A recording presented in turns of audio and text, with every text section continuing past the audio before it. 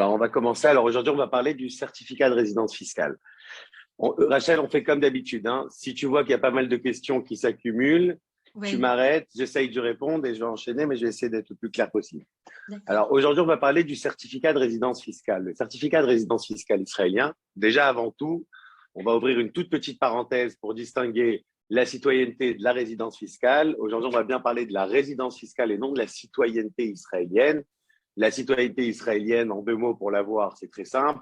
Une personne qui est de confession juive et qui compte résider en Israël a tout le droit de d'obtenir cette nationalité israélienne. Bien entendu, il y a quelques petites contraintes. Il faut rester au début quelques temps pour avoir le passeport, la Théodat Zéhout, etc. Mais ça, on ne parle que de citoyenneté, c'est-à-dire ce n'est pas du tout la résidence fiscale, c'est quelque chose de simple. Il faut demander au ministère de l'Aliyah, prendre un rendez-vous avec tout ce qui est l'agent juif, etc. Et ça, on obtient la citoyenneté. Dans la citoyenneté, bien que normalement, pour être citoyen israélien, on doit y résider, mais ce n'est pas la résidence fiscale.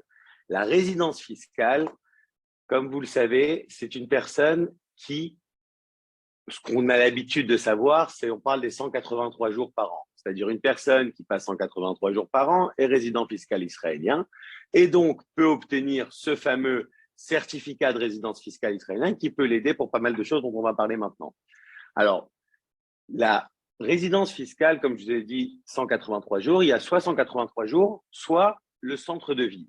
Maintenant, la question que tout le monde pose tout le temps, c'est comment on obtient ce certificat de résidence fiscale et est-ce qu'on est obligé de passer 183 jours par an sur le territoire pour obtenir ce certificat de résidence fiscale. Maintenant, ce certificat de résidence fiscale, ça dépend vraiment des personnes, chacun en fonction de son besoin. Il y en a qui ont besoin pour leur caisse retraite française, par exemple, pour ne pas qu'ils les imposent à la source, ils demandent le certificat de résidence fiscale israélien. Il y en a qui demandent pour des banques étrangères, pour savoir de quelle résidence fiscale ces personnes ont, pour ne pas les imposer à la source également, sur les plus-values financières, etc., demandent le certificat de résidence fiscale. Mais en principe, je suppose que les personnes qui sont là et qui en ont peut-être besoin, doivent savoir pourquoi ils en ont besoin. Donc, il y a pas mal de choses dont on peut se servir de ce certificat de résidence fiscale. Depuis qu'il y a les échanges d'informations, c'est devenu très à la mode. De plus en plus de personnes le demandent. Ils ont besoin vraiment de conforter leur résidence, souvent par rapport aux banques israéliennes. Vous savez que les banques israéliennes, à partir du moment où vous êtes résident étranger, elles transfèrent vos informations à votre pays de résidence étrangère.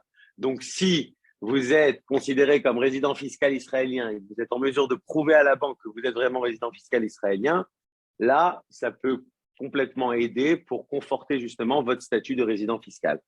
Donc, comme je vous ai dit, il y a les 183 jours qui sont connus. On passe plus de 6 mois par an, on est résident fiscal israélien. On va aux impôts. Soit vous allez aux impôts, soit vous le faites via votre expert comptable ou votre avocat. Vous imprimez la liste des entrées et sorties du territoire israélien. C'est un document que vous pouvez obtenir sur le site du ministère de l'Intérieur en ligne. Il y a même en anglais, donc c'est pas très compliqué pour les personnes qui parlent pas hébreu. Vous pouvez rentrer sur le site du ministère de l'Intérieur. Vous rentrez quelques informations concernant votre Théodat Zéhout, votre date de naissance, etc. Et il vous envoie sous 48 heures. Normalement, c'est 48 heures, mais des fois, ça prend un peu plus de temps. Il vous envoie sous 48 heures la liste des entrées et sorties du territoire israélien depuis que vous êtes résident fiscal israélien. L'adresse du ministère de l'Intérieur, vous tapez sur Google entrée et sortie du territoire ou Knisot Beyetziot et vous allez arriver directement sur un site avec .gov.il. Gov, c'est un site gouvernemental. Donc vous allez voir directement, c'est pas compliqué. Je connais pas exactement l'adresse du site. Alors, lorsque vous allez recevoir justement lorsque vous allez recevoir la liste des entrées et sorties, vous allez faire le décompte. Vous allez voir quand est-ce que je suis rentré, quand est-ce que je suis sorti, quand est-ce que je suis rentré, quand est-ce que je suis sorti. Si on a plus de 183 jours en une année, alors là, on va aux impôts, on leur dit, regardez, j'ai passé plus de 183 jours. Il y a un petit formulaire qu'on peut remplir, qu'on obtient sur le site. C'est pour ça que je dis, normalement, on est accompagné pour ça. Normalement, mieux vaut demander à votre expert comptable ou à votre avocat de s'en occuper, parce qu'il y a un petit formulaire qui s'appelle She'elon Toshvut. C'est un questionnaire de résidence. Ce formulaire vous demande combien de temps vous avez passé par an. Et là, avec les informations que vous avez obtenues du ministère de l'Intérieur, vous allez marquer, par exemple, plus de 183 jours sur cette année. Eux, ils demandent 3 ans en arrière. Pourquoi ils demandent 3 ans en arrière? Parce qu'on sait qu'il y a les 183 jours, mais il y a aussi un autre chiffre qui est de 425 jours sur 3 ans. C'est-à-dire que si vous passez 425 jours sur 3 ans et minimum 30 jours dans l'année en cours, vous pouvez également obtenir ce certificat. Donc, lorsque vous allez remplir le questionnaire, combien de temps vous avez passé en Israël les 3 dernières années, si vous avez passé plus de 183 jours, vous marquez plus que 183 jours et vous envoyez cette demande. Alors, la demande, où c'est qu'on l'envoie, c'est hyper important. Ça dépend. Est-ce que vous avez déjà un dossier aux impôts qui est ouvert ou est-ce que vous n'avez rien en Israël, vous avez une Teudat Zehut, vous êtes retraité par exemple, vous n'avez pas de dossier aux impôts, et vous demandez, donc là, normalement, il y a des départements d'impôts qui s'occupent des personnes qui n'ont pas d'impôts. Moi, je sais que Tel Aviv Ramesh, c'est Tel Aviv 5, c'est une des branches des impôts. C'est eux en principe, c'est Tel Aviv Ramesh, c'est à Menachem Begin, là-bas en face du canyon Azrieli, au 20e étage, si je ne me trompe pas. Là-bas, c'est ceux qui s'occupent, c'est la branche qui s'occupe des personnes qui n'ont pas de dossier aux impôts qui est ouvert, donc on ne peut pas les relier à une branche spécifique. Et eux s'occupent de toutes ces personnes-là. Ils vont vous demander pourquoi vous en avez besoin. En principe, je ne pense pas, encore une fois, je répète, mais je préfère vous expliquer comment on le fait. Je ne pense pas que vous allez le faire tout seul. Et pour les personnes qui sont un peu débrouillardes, c'est pour ça que je vous explique quand même comment le faire. Vous allez à Tel Aviv Ramesh, vous donnez la raison pour laquelle vous avez besoin de certificat. Si vous ne donnez pas de raison, ils ne vous donneront pas. Il faut donner une raison. Alors, si c'est une déconnexion fiscale de France, ou si c'est pour une assurance vie en France où vous voulez montrer que vous êtes résident israélien, donc vous voulez la casser, vous ne voulez pas payer d'impôt dessus. Si c'est pour une caisse retraite, etc., vous marquez tout simplement la raison, vous envoyez ce document, vous leur donnez ce document, et après, vous êtes censé recevoir le certificat de résidence fiscale. Maintenant, le certificat de résidence fiscale, si vous le demandez en cours d'une année, c'est-à-dire, par exemple, on est en 2022 aujourd'hui, si vous voulez celui de 2022, on est encore en 2022, là, encore 3 jours. Si vous le demandez pour 2022, ils ne vous le donneront pas pour l'année 2022 entière, ils vous le donneront jusqu'au jour où on est durant cette année-là, parce qu'ils ne savent pas ce qui va se passer après l'année. Donc, en principe, les personnes qui demandent pour une année, par exemple, ceux qui veulent pour demander pour 2022, ils demandent en 2023. Là, on arrive en janvier 2023. Vous préparez ces documents. Vous allez préparer la liste des entrées et sorties. Vous allez préparer 3 copies de factures d'électricité, d'Arnona et d'eau que vous avez à la maison. C'est des justificatifs qui prouvent que vous êtes en Israël. Facture d'électricité, en principe, ce qui passe, c'est facture d'eau, d'électricité, d'Arnona, le nombre de jours que vous avez passé, le questionnaire, il est assez simple. Dans le questionnaire, il vous pose déjà pour quel pays. On a besoin de savoir pour quel pays, c'est important. Après, il vous demande le nombre des entrées et sorties. Il vous demande est-ce que vous avez déjà demandé ce certificat? Est-ce que vous avez un dossier aux impôts? Est-ce que vous avez rendu des bilans? Maintenant, moi, ce que je viens d'expliquer, Tel Aviv Ramesh, Tel Aviv 5, c'est pour les personnes qui n'ont pas de dossier aux impôts. Si parmi certains d'entre vous, il y a des personnes qui ont un dossier, qui ont une activité en Israël, donc automatiquement, ils seront reliés à une branche spécifique. Par exemple, une personne qui habite à Jérusalem et qui travaille à Jérusalem, il sera à Kanfé Necharim dans ce département d'impôts. Quelqu'un qui travaille à Tel Aviv, en fonction des rues de Tel Aviv, il peut être assigné à une autre branche d'impôts. Par exemple, il y a Tel Aviv 4, Tel Aviv 3, Tel Aviv 2, Tel Aviv 1, chacun en fonction de sa branche. Et si vous avez un dossier, il n'y a que le département d'impôts qui est assigné sur votre dossier qui pourra vous donner ce certificat. Donc, je résume, j'ai parlé un petit peu vite, mais j'ai essayé d'être le plus clair possible. Je résume. La citoyenneté, on n'en parle pas, c'est juste pour avoir une Teudat Zehut. La résidence fiscale, c'est ça qui compte pour savoir à quel pays on doit rendre des comptes pour obtenir le statut de résident fiscal. Comme je vous ai dit, on va commencer par la base. Il y a les 183 jours ou les 425 jours sur 3 ans. On donne les listes des entrées et sorties, on vérifie combien de temps on a passé sur l'année, on obtient quelques factures d'eau, d'électricité, d'Arnona, on remplit le questionnaire aux impôts, on envoie ça et on attend que les impôts nous envoient notre certificat de résidence fiscale. Des fois, ils vous appellent pour savoir où vous voulez qu'on vous l'envoie. Sinon, l'idéal, pour ne pas qu'il y ait de problème avec la poste, c'est d'aller chercher l'original sur place si jamais, encore une fois, vous ne passez pas avec un expert comptable ou un avocat. Donc là, c'est la première partie en fonction des règles, à ce que je viens d'expliquer, la Rachel. Est-ce qu'il y a déjà des questions sur ça? Parce que là, je vais arriver. Il y a des questions. Il y a la question comment se décomptent les 183 jours de résidence. Mais je pense que tu y as partiellement, si tu veux, répondu. Non, mais je vais y répondre. OK. À part ça, qu'est-ce qu'il y a comme question?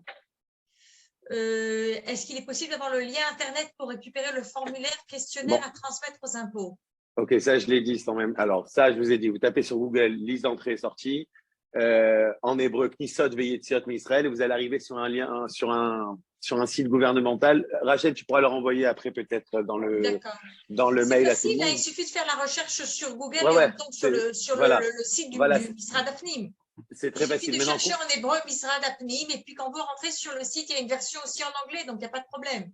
ok, voilà, ça c'est très facile. Maintenant, pour les 183 jours, comment ils se décomptent? Alors ça, c'est une très bonne question. Pourquoi? Parce qu'en Israël, ce qu'il faut savoir, c'est qu'on compte sur une année du 1er janvier au 31 décembre. C'est-à-dire que quand on va faire le décompte et qu'on a besoin, par exemple, pour l'année 2022 d'un certificat, ou on a besoin d'un certificat pour l'année 2021, on vérifie combien de temps on a passé du 1er janvier au 31 décembre de l'année en cours. On voit le jour d'entrée, parce qu'il y aura marqué Mechir Yom Knissa Yom Yetzia, on voit le jour d'entrée en Israël, on voit le jour de départ d'Israël, et en fonction de ça, on fait le calcul. C'est très simple, il y aura jour d'entrée, jour de sortie. Par exemple, vous êtes rentré le 1er janvier, vous êtes sorti le 20 janvier, donc là déjà, on sait qu'on a 20 jours. Après, vous êtes re-rentré le 5 février, vous êtes ressorti le 10 février, on a encore 5 jours. C'est simple, c'est un petit décompte mathématique, c'est pas compliqué, mais c'est du 1er janvier au 31 décembre. Le certificat de résidence fiscale en hébreu s'appelle le Ishur Toshvut Letzorche Mas. Ishur, c'est un certificat. Toshvut, c'est de résidence. Letzorche Mas, c'est pour les impôts, ce qui veut dire fiscal.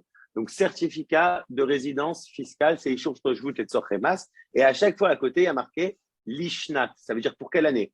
L'Ishnat 2020, l'Ishnat 2021, pour l'année 2020, pour l'année 2021, etc. Et dans ce certificat, il y a 3 petites cases qui sont cochées. Il y a the taxpayer et resident of Israel, c'est-à-dire le contribuable et résident en Israël, le contribuable et résident en Israël en fonction de la convention entre Israël et la France, c'est ce qui a marqué en anglais aussi, between des conventions en Israël et en France. Et le 3e point a marqué le taxpayer, le contribuable, donc, a bien déclaré ou a bien établi ses bilans fiscaux auprès des impôts en forme, quoi. Donc là, je vous ai parlé de la loi. Ce qui est écrit dans la loi, c'est 183 jours, 425 jours en 3 ans, et voilà. Donc, j'essaie de voir un commentaire tout seul, là, Rachel, mais je me suis un peu perdu. Il y a quelqu'un qui a demandé si j'ai bien compris, c'est facile d'aller au Tel Aviv 5. Non, je l'ai dit, je l'ai répété plusieurs fois, c'est pas facile. Je vous l'ai dit en principe, je pense que vous allez être accompagné. Il y a des personnes qui sont quand même un petit peu plus débrouillardes peut-être, ou qui ne veulent pas payer pour cette prestation, ou qui veulent aller, eux, à la guerre. Alors là, il faut y aller, il faut préparer les documents, il faut aller trouver la bonne personne, il faut le presser, il faut rappeler après pour insister pour savoir où est le dossier. Il y a seulement 2 personnes qui s'occupent de ça à Tel Aviv 5, par exemple. Donc, c'est vraiment une petite pression à faire. Et il y a beaucoup de demandes ces derniers temps depuis qu'il y a des échanges d'informations. Donc, ce n'est pas facile, non. Mais c'est possible. Hein. Donc, je répète, c'est possible, c'est pas facile. Donc là, ça, c'est la loi, les 183 jours. Maintenant, il y a un autre point aussi qu'on peut avoir, c'est en fonction du centre de vie. L'exemple que j'adore donner, parce qu'il est très simple, c'est une personne, par exemple, qui ne passe pas 6 mois nulle part. 4 mois, 4 mois, 4 mois. Il passe 4 mois dans 3 pays différents. Donc, en fonction de ce que j'ai dit tout à l'heure, cette personne ne peut pas obtenir un certificat de résidence fiscale. Alors ça, c'est faux. Il y a le 2e point qui est connu en Israël, qui s'appelle le Merkas Raïm. Le Merkas Raïm, c'est le centre de vie, c'est-à-dire où je passe, où est le centre de mes intérêts, pas forcément économiques. Hein. Merkas Raïm. Merkas Raïm, en principe, c'est pour les personnes qui ont des enfants, c'est dans quelle école où se trouvent les enfants, dans quelle école la scolarité des enfants se passe en Israël ou en France, où se trouve la femme, où est-ce qu'on a une activité ici, est-ce qu'on a une maison ici. Donc, plus on a de justificatifs pour les personnes qui n'ont pas 183 jours, donc là, je réponds à cette question. Est-ce qu'on peut avoir le certificat de résidence même sans passer 183 jours? La réponse est oui. On peut obtenir ce certificat, mais là, c'est pas par la procédure simple, c'est une procédure qui est un petit peu plus compliquée parce qu'il faut justement rentrer en pourparlers avec les impôts à ce sujet-là. Là, vous serez obligé d'être accompagné. Il faut rentrer en pourparlers avec les impôts pour leur prouver que votre centre de vie se trouve en Israël, pour leur justifier qu'avec tous les justificatifs que vous avez, le pays que vous voulez, c'est Israël, et le pays dont vous en faites votre vie, c'est Israël. Et là, vous pourriez également obtenir. Donc, tout le temps, on me pose cette question. Je n'ai pas passé 183 jours, mais est-ce que je peux quand même être considéré comme résident fiscal? Oui. Par exemple, une personne, je donne un exemple simple, une personne qui a des problèmes de soucis de santé, par exemple, et qui se soigne en France, et qui est régulièrement, voilà, moi j'ai un client qui est résident fiscal israélien, et on lui a trouvé il a un petit cancer, donc il est obligé de se faire suivre en France. Le docteur français lui a dit, j'ai besoin de te voir au moins une fois tous les mois au début jusqu'à qu'on commence la chimio. Donc là, dans ces cas-là, les jours où il s'est absenté du territoire israélien pour des soucis de santé, c'est des jours qu'on peut ne pas comptabiliser comme des jours à l'étranger. Et ça aussi, donc les personnes qui n'ont pas passé 183 jours, mais qui ont besoin d'être considérées comme résidents fiscaux israéliens et qui ont des justificatifs qui nous permettront de prouver que leur centre de vie est en Israël, ces personnes-là pourront également obtenir un statut de résident fiscal israélien, ce qui pourra les aider. Et donc, on n'est pas tout le temps obligé de passer 183 jours. Donc, s'il y a des soucis de santé, s'il y a eu des problèmes dans la famille, s'il y a eu un décès dans la famille ou quelque chose comme ça, ou même ne serait-ce que, voilà, une personne qui est retraitée, qui a tous ses enfants en France et qui a passé un peu de temps en France pour aller voir sa famille ou qui a passé un peu de vacances là-bas, etc. Ce qui est important aussi, c'est que même si vous n'avez passé pas 183 jours en Israël, de faire le décompte où vous passez le reste des 183 jours. Où vous passez le reste des 183 jours. C'est-à-dire, si par exemple vous passez 150 jours en Israël, mais que tout le reste du temps, vous passez 30 jours dans chaque pays différent, là, Israël, ça nous aidera à leur prouver que cette personne est résident fiscal israélien. Puisque si on prend le gâteau entier et on voit les parts du gâteau où j'ai passé le plus de temps, et qu'on voit qu'Israël est vraiment le pays où j'ai passé. Maintenant, si vous passez 4 mois en Israël, mais que vous passez 8 mois en France, et que là, il n'y a aucune raison pour laquelle vous passez en France du temps, il n'y a pas de problèmes médicaux, il n'y a pas de problèmes comme ça, etc., là, ça sera beaucoup plus compliqué d'obtenir un certificat de résidence fiscale israélienne, d'où la résidence fiscale israélienne. Il y a des questions là pour l'instant, Rachel? Oui, il y a des questions. Alors d'abord, j'adresse la question de Laurent. Et il y a une personne, donc admettons qu'une personne a une activité commerciale à l'étranger. Donc comment Ouais. ça affecte, si tu veux, son statut de résident fiscal israélien? Alors, d'avoir une activité commerciale en Israël, à l'étranger, par rapport à Israël, et je répète, tout ce que je dis, c'est par rapport à Israël. Hein. Par rapport à Israël, il n'y a aucun problème. Regardez la preuve, c'est que vous connaissez la loi des 10 ans. La loi des 10 ans d'exonération, c'est quoi? C'est qu'on a poussé les gens à venir en Israël et en leur disant, vous êtes exonérés sur tous les revenus que vous avez générés en dehors du territoire israélien pendant les 10 années qui suivent ça. Ça veut dire quoi? Ils ont poussé les gens, en fait, à continuer à avoir une activité commerciale en dehors d'Israël, à être exonérés là-dessus en Israël d'impôts et de déclarations d'impôts. Donc, par rapport à la résidence fiscale israélienne, si votre centre de vie est là, ou si le nombre de jours que vous passez est suffisant, il n'y a aucun problème d'avoir une activité commerciale à l'étranger. Alors Maintenant, justement, ça c'est Nathanaël, par rapport à Israël. C'est par oui, mais rapport à Israël. il a spécifié là maintenant, Laurent, et je pense que c'est un peu problématique, donc ce n'est pas pour rien qu'il pose la question. Donc il passe 2 mois en France, 4 mois en Israël et 6 mois en déplacement. Donc comment c'est considéré vis-à-vis d'Israël? Mais les 6 mois en déplacement, ils sont dans un pays spécifique? C'est ça ma question. Parce que c'est une question qui est 2 mois en France, 4 mois en Israël et 6 mois dans plusieurs pays. Donc, c'est dans plusieurs 6 mois pays. dans plusieurs pays, ouais. Alors c'est comme j'ai dit tout à l'heure. Israël, moi, ça m'est arrivé plus d'une fois lorsque je dis négocier des résidences fiscales à Israël.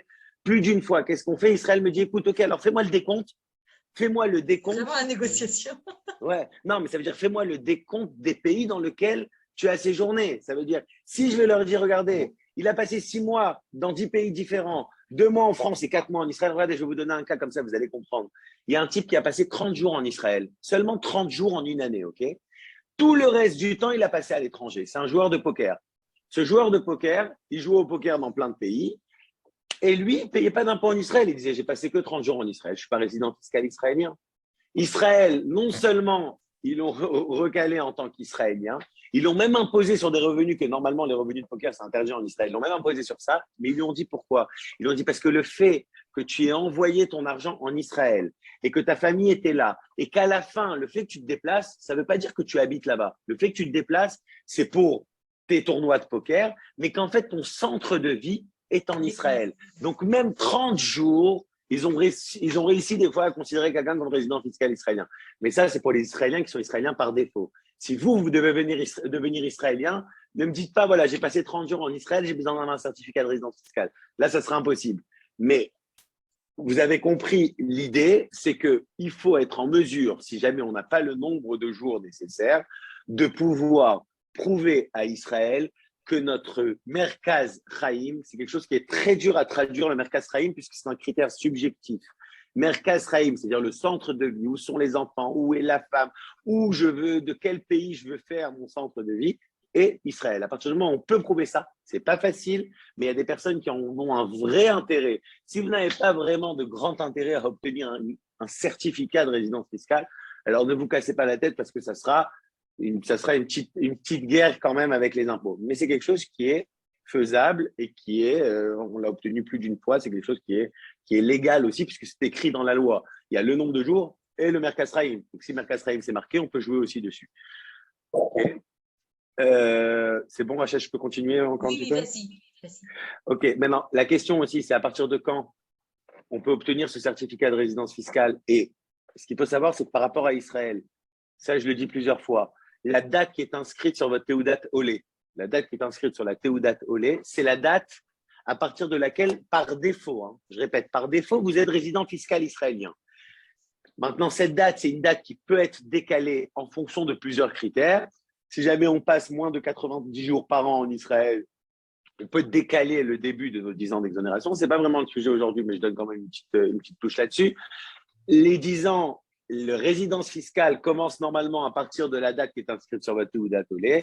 Maintenant, si vous me dites que vous avez eu votre Teudat Zehut et votre Teudat Olé en 2014, mais que jusqu'en 2020, vous étiez à peine en Israël, et que là, vous voulez vraiment venir ici et que c'est dommage, vous avez perdu 6 ans sur les 10 ans d'exonération dont vous avez le droit, là, je vais vous dire, on peut décaler le début de votre ALIA pour bénéficier des 10 ans, pas jusqu'en 2024 dans le cas où on a eu 2014, mais jusqu'en 2030 dans le cas où on est vraiment venu en Israël si on a rempli quelques conditions.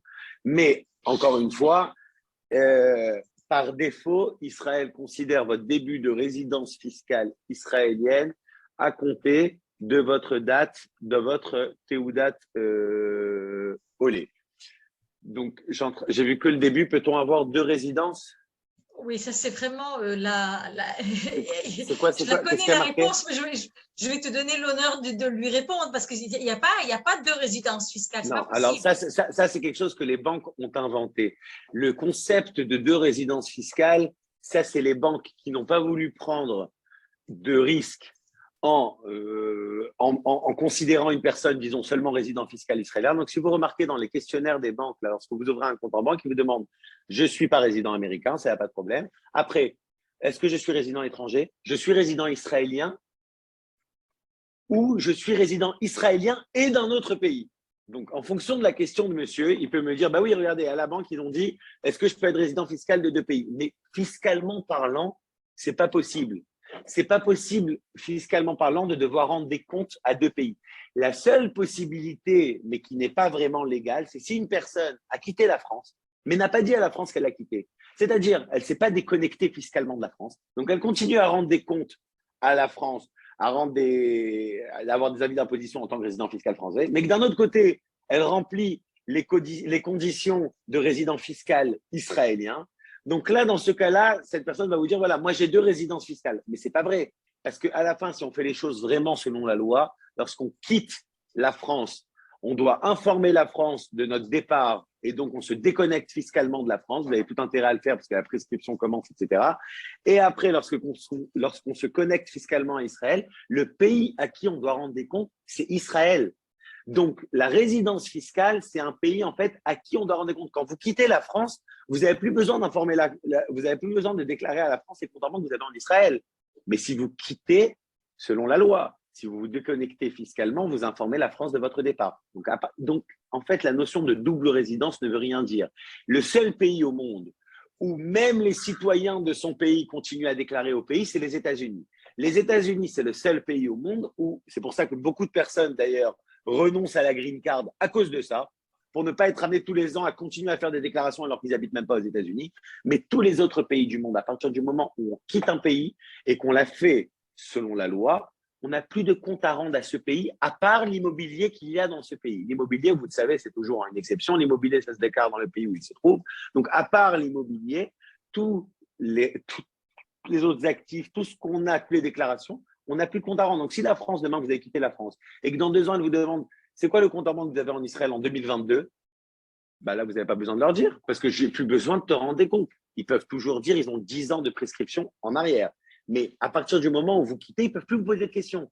Vous avez quitté la France le 1er janvier 2023. À partir du 1er janvier 2023, ils ne peuvent plus rien vous demander. Vous pouvez faire ce que vous voulez, vous pouvez avoir 15 comptes à l'étranger, ce n'est plus leur problème, à part l'immobilier que vous avez en France, bien entendu. Il y a une question. Nathanaël, oui, bonjour, c'est Stéphane. J'aimerais qu'on réponde un petit peu plus précisément à la question, parce que la question, c'est peut-on avoir 2 résidences en restant plus de 183 jours fiscales? Attention, écoute bien la fin, pour ne pas perdre mes droits en France. Ah, mais elle ne m'a pas lu la question. Rachel m'a lu. Non, mais parce que pour moi, c'était évident qu'il n'y avait pas moyen de… Tu sais, comme on dit en hébreu, ce n'est pas possible, tu sais, de manger le gâteau et de le laisser intact. Alors attends, Stéphane. C'est là qu'il faut qu'on soit plus précis, parce que fondamentalement, si les droits en France, qui a posé la question? C'est Patrick Cohen. C'est Patrick Cohen. Patrick, si les droits en France, c'est le droit de payer des impôts et en Israël et en France, franchement, ce n'est pas une bonne idée. Il faut choisir. Il faut vraiment choisir. Nathanaël, je te laisse… Non, tu as raison. On ne m'avait pas lu la fin de la question, mais je suis d'accord avec toi. Tu as raison, c'est normal. Mais donc, mais à mon avis, la personne qui a demandé cette question, c'est qu'il doit avoir peut-être des allocations ou je ne sais quoi, et on veut jouer sur le 2 tableaux. Comme l'a dit Rachel, en Israël, il y a une autre expression. Il n'y a pas de chetzi et rayon, il n'y a pas de semi-grossesse. C'est-à-dire que soit on est enceinte, soit on n'est pas enceinte. Ça n'existe pas, je suis à moitié enceinte.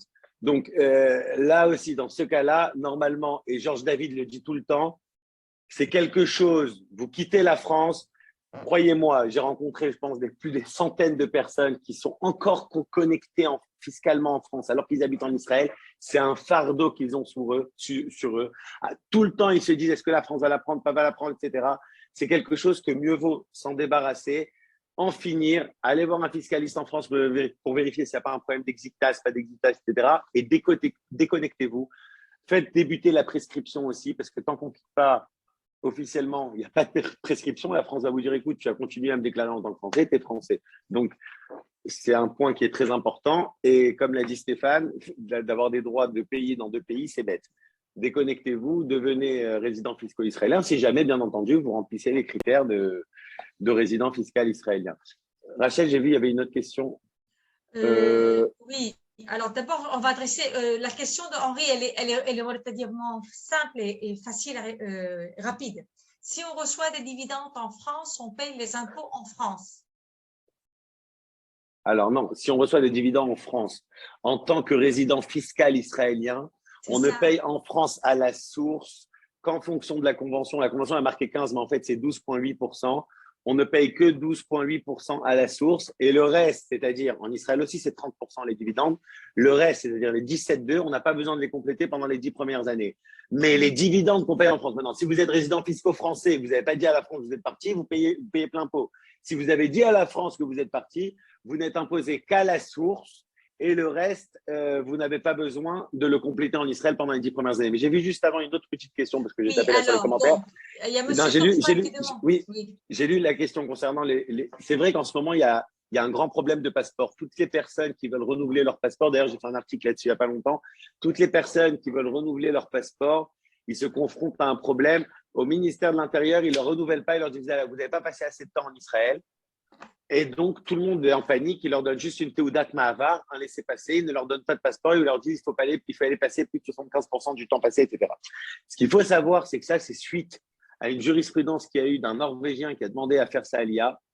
Il a dit, je veux faire ma Aliyah, je suis juif. Donc, comme je vous l'ai dit tout à l'heure, si on est juif, mais si on compte y résider, si une personne ne réside pas en Israël, Israël ne peut ne pas vous donner la carte d'identité. Le fait que tout le monde ait eu la carte d'identité israélienne en 2014 et qu'ils ont ouvert des comptes en tant qu'Israéliens, ça ne veut pas dire que c'est la loi. Le Norvégien qui a justement demandé, ils lui ont demandé pourquoi tu as besoin de cette carte d'identité, il a dit pour cacher mes comptes en banque. Donc quand il a dit pour cacher mes comptes en banque, le ministère de la Aliyah lui a dit tu n'auras pas ta Aliyah, on ne peut pas te donner ta Teudat Zehut si tu me dis que c'est ça la raison. Il a fait appel à la Cour suprême.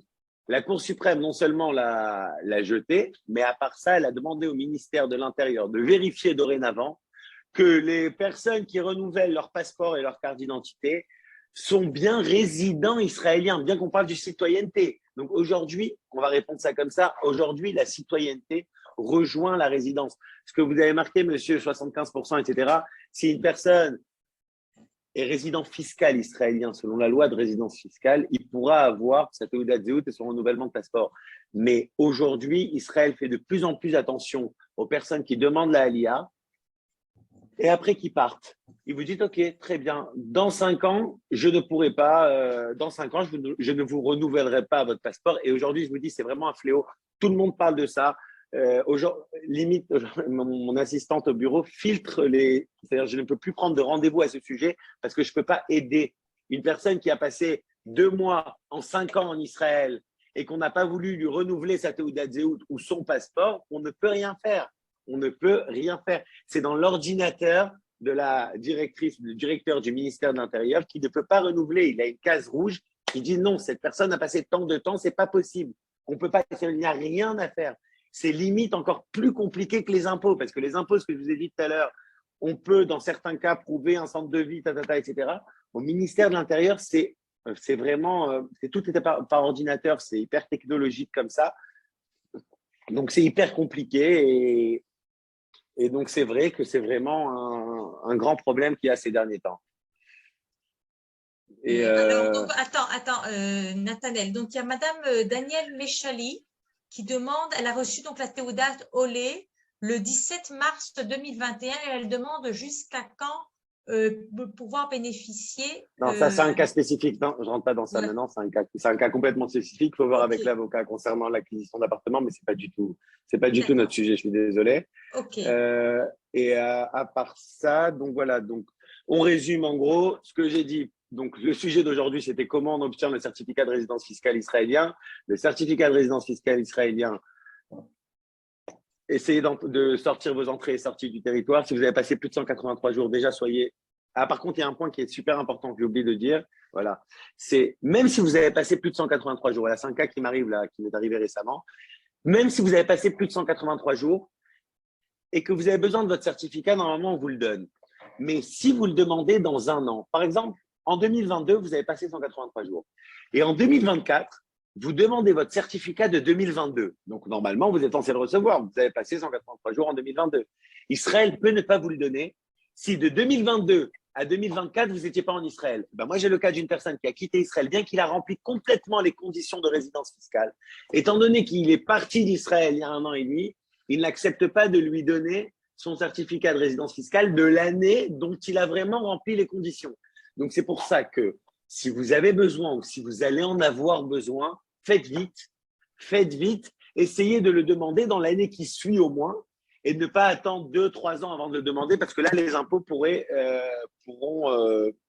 refuser ce certificat. Donc, le certificat, si vous ne le faites pas par votre avocat ou votre expert comptable, même si vous le faites avec un avocat ou un expert comptable, c'est toujours bien de lui donner les entrées et sorties, 3 justificatifs de facture d'eau, d'électricité, d'Arnona, le questionnaire à remplir qui va vous faire remplir l'expert comptable, vous signez dessus. On envoie ça aux impôts, vous obtenez. Si jamais vous n'avez pas les 183 jours et que vous pensez que vous êtes en mesure de pouvoir obtenir certificat parce que votre centre de vie est en Israël, amassez tous les justificatifs, que ce soit des trucs de santé, des pièces, des explications pourquoi vous n'avez pas passé, ou si jamais vous étiez en plusieurs pays, comme tout à l'heure monsieur a dit, eh ben c'est très bien, il faut montrer la part des pays dans lesquels vous étiez, combien de temps vous étiez par pays, et prouver qu'Israël, c'était le pays, par exemple, où j'étais le plus, même si vous n'avez pas passé 6 mois. Et là, on peut quand même obtenir ce certificat. La résidence commence à partir de la Teudat Olé. Et voilà, je crois qu'on a fait le tour, non, Rachel? Oui, alors, entre-temps, il y a donc une personne qui m'a demandé qu'est-ce qui est le plus important pour la résidence fiscale, la Teudat Zehut ou le passeport? Les deux. C'est ni ça, en fait, c'est la Teudat Olé. Oui, c'est la Teudat Olé, oui. La réponse, c'est Teudat Olé. Bien que Teudat Zehut et passeport, c'est exactement la même chose par rapport à la résidence. Je sais, des fois, des gens me demandent ça.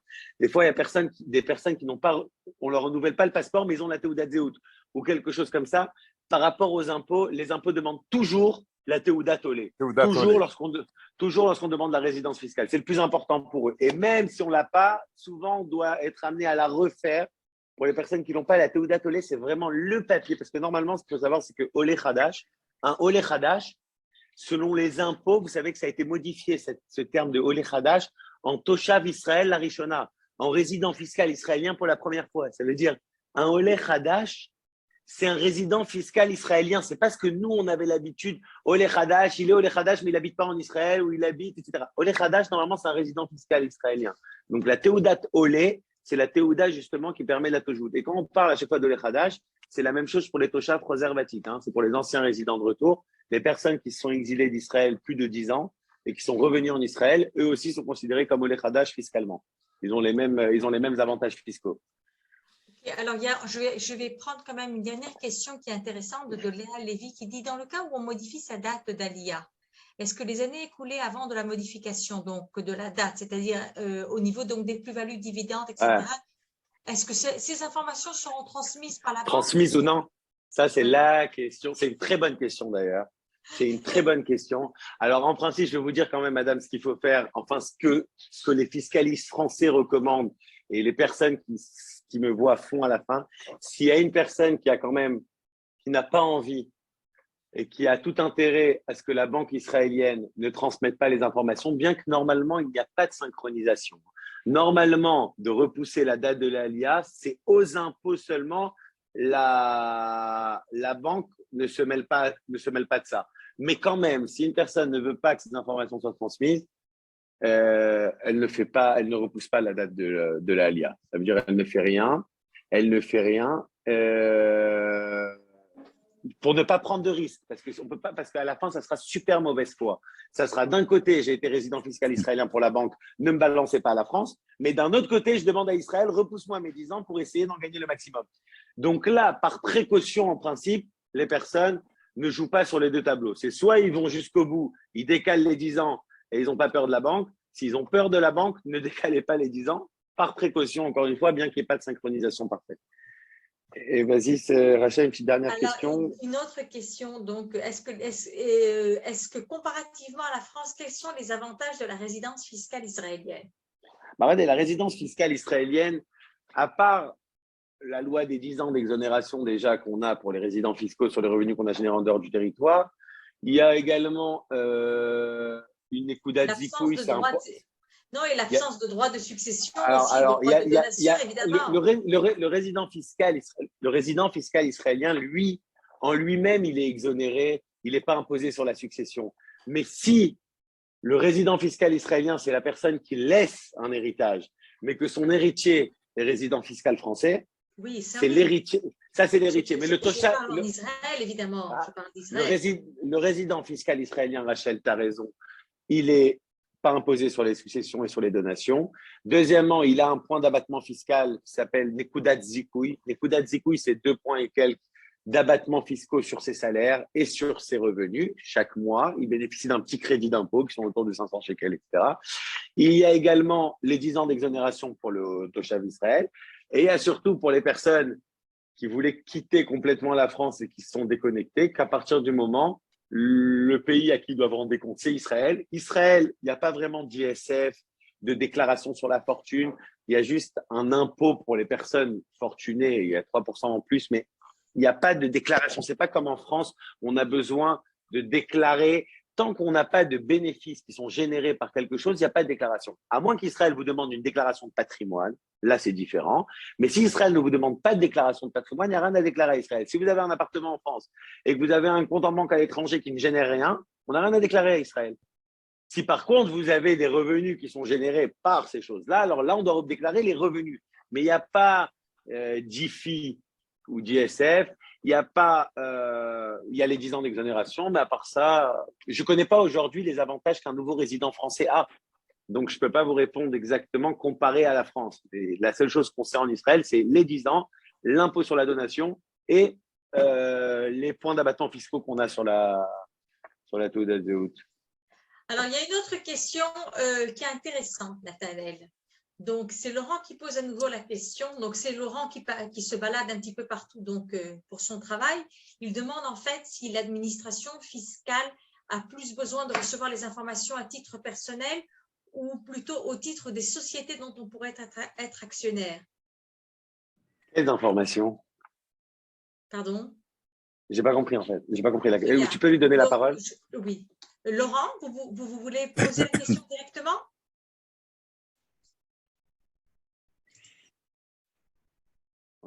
Je ne sais pas où il est. Il est là, à quelque part dans la session, puisqu'il a…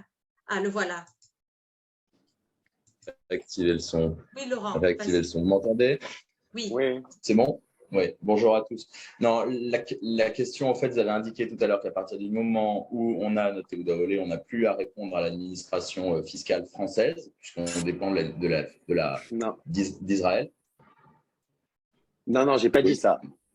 J'ai dit, à partir de ce moment-là, on n'a plus de compte à rendre à la France par rapport aux déclarations, mais la France a quand même 10 ans de prescription. C'est-à-dire, si par exemple, vous avez quitté la France en 2019, et là, on est en 2022, la France a le droit de 2012 à 2019 de vous poser des questions. Vous avez compris? Mais à partir de 2019, le moment où on a quitté la France, elle ne peut plus vous poser.